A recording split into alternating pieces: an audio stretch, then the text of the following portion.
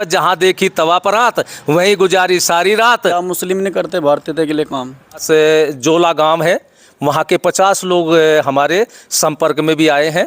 एक आधे का नाम बता सकते हैं? नहीं नहीं, अच्छा, कितना आदमी यहाँ पे आए थे जिन्होंने इस काम को किया है? 530 लोगों ने घर वापसी कर ली है। इस्लाम मजहब को बदनाम क्यों कर रहे हो? मजहब के नाम पर बंटवारा इस देश का क्यों कर रहे हो? कोई भी बच्चा आपको हिंदुओं के मोहल्ले में खड़ा नहीं मिलेगा। हाय दोस्तों, स्वागत है आप सबका हमारे यूट्यूब चैनल में। आज के इस वीडियो के अंदर हम बगरा में हैं। बगरा में 3 दिन पहले यहाँ पे एक न्यूज़ अपडेट की गई थी। न्यूज़ के बारे में दोस्तों मैं आपको बता देना चाहता हूँ। न्यूज़ की हेडलाइंस के ऊपर इस तरीके से लिखा हुआ था कि 80 आदमियों ने इस्लाम धर्म को छोड़कर हिंदू धर्म अपना लिया है। तो आज हम उसी आश्रम में पहुँचे हैं जिस आश्रम का ये मामला था। यहाँ पे हमारे साथ में है यशवीर महाराज जी। इनसे बात करेंगे और पूरा प्रोसेस जानने की कोशिश करेंगे। तो पहले दोस्तों मैं आपको दिखा देना चाहता हूँ कि यही वो जगह है जिस जगह बैठ कर के उन्होंने अपने धर्म को परिवर्तन किया था। आप हमारी स्क्रीन के ऊपर देख सकते हैं, ये सामने वही जगह है जहाँ पे महाराज जी बैठे हुए थे और यहाँ पे इस तरीके से यहाँ पे मुखाग्नि हो रही थी। और इसके चारों तरफ दोस्तों यहाँ पे लेडीज़ भी और जेंट्स भी बैठे हुए थे। तो अभी हम महाराज जी से बात करते हैं और पूरा प्रोसेस जानने की कोशिश करेंगे। आप ये बताएं, जिस तरीके से वे यहाँ पे आए तो आपका संपर्क किस तरीके से हुआ उनसे? देखिए, ये तो सभी को पता है कि यहाँ इस तरह के कार्यक्रम चल रहे हैं घर वापसी के। अभी आपने कहा धर्म परिवर्तन नहीं, घर वापसी हुई है। क्योंकि इनके पूर्वज पहले हिंदू थे और उन्होंने बताया कि आजम खां के दबाव में, उनके बड़े अत्याचार के कारण से उन्होंने हिंदू धर्म छोड़ करके इस्लाम मजहब स्वीकार कर लिया था। आज वे आजम खान के ऊपर आरोप लगा रहे हैं, कल वे आपके ऊपर भी आरोप लगा सकते हैं कि आपने उनका धर्म परिवर्तन करा था। इसके बारे में आप क्या कहना चाहेंगे? नहीं, हमने धर्म परिवर्तन नहीं, हमने तो यहाँ तो आकर के उन्होंने घर वापसी की है। कितना आदमी यहाँ पे आए थे जिन्होंने इस काम को किया है? देखिए, ये अब जो रामपुर वाले थे ये 80 से, और अब तक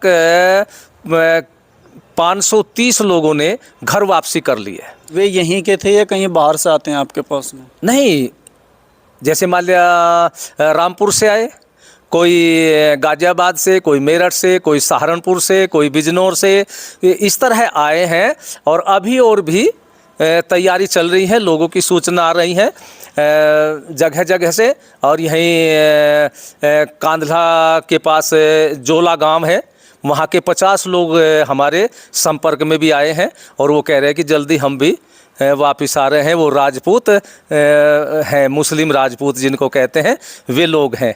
जोला गांव का ही मैं रहने वाला हूं। आप कह रहे हैं वहां के कुछ आदमियों से हमारे संपर्क में हैं जो घर वापसी करना चाहते हैं। तो एक आधे का नाम बता सकते हैं? नहीं, ये तो जिस दिन हो जाएगा अपने आप ही पता लग जाएगा। आप कह रहे हैं अगर आपके दिल में भारतीयता की चिंगारी हो तो आप घर वापसी कर लें। हिंदू तो धर्म क्या कहा मैंने? तो क्या सिर्फ हिंदू धर्म ही ऐसा धर्म है जो भारतीयता के लिए काम करता है? क्या मुस्लिम नहीं करते भारतीयता के लिए काम? देखिए, वो एक भावना की बातें होती है। जो भावना अलग चीज है, भावना एक अलग। भावना जिस स्थान पर जुड़ा हुआ होता है, उस स्थान की संस्कृति क्या है, उस संस्कृति को मानने वाले में दूसरे की संस्कृति के मानने वालों में अंतर होता है। हिंदुस्तान को हिंदू राष्ट्र बनाना चाहते हैं हम। आपका सीधा सीधा इशारा ये है? देखिए, मेरा इशारा नहीं, हिंदू राष्ट्र बनाना नहीं, हिंदू राष्ट्र तो ये है। ये तो अभी घोषित तो नहीं हो पाया ना अभी तक। देखिए, सन 47 में मजहब के नाम पर बंटवारा हुआ, पाकिस्तान और भारत। देश को प्रेम करने वाले कुछ लोग ऐसे भी थे जिन्होंने हिंदुस्तान को पसंद किया।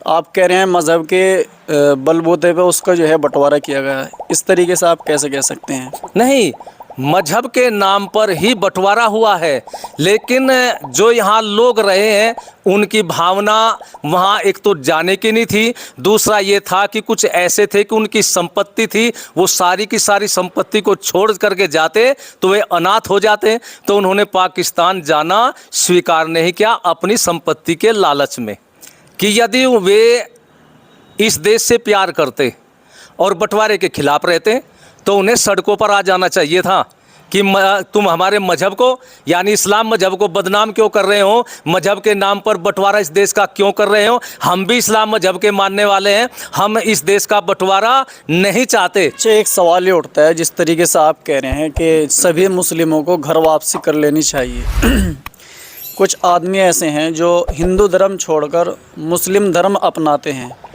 तो उनके लिए आप क्या कहना चाहेंगे? देखिए, हिंदू धर्म को छोड़ करके मुस्लिम मत कोई नहीं अपनाता। बहुत सारे मामले अगर कोई एक आध होता हो तो उसके सामने कुछ न कुछ लालच रख दिया गया होगा, पैसे का या स्त्री का, कुछ न कुछ लालच रख दिया होगा। और लालची आदमी के लिए तो कोई न धर्म होता न देश हो जा, उसे तो कहीं ले जाओ, और जिसको लालच में उधर ले गए वो दूसरे मजहब वाला भी ले जा सकता है। आज वो मुसलमान बन गया, कल किसी ईसाई ने दे दिया तो ईसाई बन जाएगा। वो तो बस उनका तो ऐसा है कि बस जहाँ देखी तवा परात वहीं गुजारी सारी रात, तो उन्हें तो केवल पैसे से ही मतलब होता है। एक आखिरी सवाल है, जिस तरीके से हम यहाँ पे फिर के आए हैं कस्बे के अंदर, तो बहुत सारे लोगों ने ये कहा कि ये ख़बर जो आप बता रहे हैं 80 आदमी वाली, इस खबर के बारे में बहुत सारे आदमियों ने ये कहा कि ये कोई झूठी खबर है। भाई ये तो कहने जितने वो गाँव में कहावत है ना, बस जितना मुँह उतनी बात। अब वो झूठी कहता हो, कहने दो। तो दोस्तों, आप तस्वीर के अंदर देख रहे हैं, एक तरफ महाराज जी बैठे हैं और दूसरी तरफ उनके शिष्य जी बैठे हैं। इनसे बात करते हैं। जी, अपना परिचय दें पहले तो। मेरा नाम ब्रह्मचारी मृगेंद्र है। अच्छा, किस तरीके से काम करते हैं आप यहाँ पे? ये आश्रम 20 वर्षों से है बगरा के अंदर, और पिछले 1 वर्ष से ये हमारे आश्रम में घर वापसी अभियान चला हुआ है। जब ये देश गुलाम था, इस्लामी शासन इस देश पर था, तो उस समय हिंदुओं का बहुत भारी धर्मांतरण हुआ। सब लोग जानते हैं कि पूरे भारत में केवल वेदों को मानने वाली संस्कृति थी, भारतीय संस्कृति। पूरे भारत के अंदर केवल हिंदू थे। जब इस देश पर इस्लामी हमले शुरू हुए, इस्लामी आक्रमण शुरू हुआ, तो हिंदुओं की आपसी फूट के कारण, हिंदू राजाओं की आपस की फूट के कारण इस देश पर इस्लामी हुकूमत 850 वर्ष रही। आप ये कह रहे हैं 850 साल तक मुस्लिम राज रहा हिंदुस्तान के ऊपर, मुसलमान किए गए ज़बरदस्ती। जी। तो अगर मुसलमान कर लिए, लेकिन हिंदुस्तान के अंदर अगर देखा जाए तो 80% हिंदुओं की आबादी है, तो फिर वो आबादी तो बहुत ही ज़्यादा है। इस तरीके से आप कैसे कह सकते हैं? नहीं भाई, कैसे कह सकते हैं? ये हिंदुओं की संख्या अभी तो बढ़ी। कुछ वर्षों में हिंदुओं के अंदर एक वो आया कि अरे हमारा तो अस्तित्व ही खतरे में है। यदि हम इसी प्रकार संख्या कम करते रहे, एक एक संख्या पैदा करते रहे, तो ये तो दूसरा पाकिस्तान बन के खड़ा हो जाएगा। अच्छा, जिस तरीके से आप कह रहे हैं कि हिंदू धर्म खतरे में है, बहुत ही कम आबादी बढ़ रही है हिंदुओं की और मुस्लिमों की ज़्यादा बढ़ रही है आबादी, तो इसके बारे में आप क्या कहना चाहेंगे? क्योंकि लगातार आप देखते हैं कि जो जनसंख्या कानून है उसके ऊपर भी सरकार सोचती है, बार बार इसके ऊपर कानून भी बनाती है, उसके बारे में आप क्या कहना चाहेंगे? मैं तो केंद्र सरकार से, मोदी जी से एक निवेदन करना चाहता हूँ, केवल एक कानून हो, एक संविधान हो, सबके लिए एक परंपरा हो, एक मान्यता हो कि सबके लिए ये नियम बराबर है। दूसरी मांग मैं ये करता हूँ कि जनसंख्या नियंत्रण हो। जिस प्रकार चीन ने बड़ी कानून के दायरे में रह करके वहाँ जनसंख्या को नियंत्रित किया है, उसी प्रकार इस देश के अंदर जनसंख्या नियंत्रित होनी चाहिए।